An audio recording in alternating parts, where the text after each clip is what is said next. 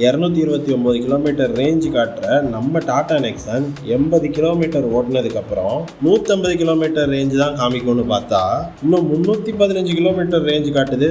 அது வேற ஒன்றும் இல்லை, ஊட்டி ஹில்ஸ் மேலே இருந்து 70% பேட்டரியும் 229 கிலோமீட்டர்ஸ் ரேஞ்சோட மலை இறங்க ஆரம்பிச்சு ஆல்மோஸ்ட் இருக்கிற 14 ஹேர்பின் பெண்டையும் தாண்டி 50 கிலோமீட்டர் மேலே டிரைவ் பண்ணி மலை இறங்கி பிரேக் அடிச்சு பேட்டரி கொஞ்சம் கொஞ்சமாக ரீஜென்ரேட் ஆகி 70% இருந்த பேட்டரி சார்ஜ் ஆகி 77% ஆயிருச்சு. 229 கிலோமீட்டர் ரேஞ்சு காமிச்சது இப்போ 298 கிலோமீட்டர் ரேஞ்சு காமிக்க ஆரம்பிச்சிருச்சு.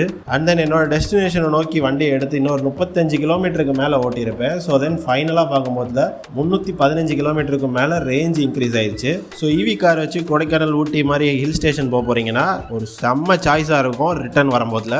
ஈவி கார் வச்சுட்டு ஹில் ஸ்டேஷன் போகலாமா வேண்டாமான்னு யோசிச்சுட்டு இருக்க உங்கள் ஃப்ரெண்ட்ஸுக்கு இந்த ரீலை ஷேர் பண்ணி விடுங்க, பயங்கர யூஸ்ஃபுல்லாக இருக்கும்.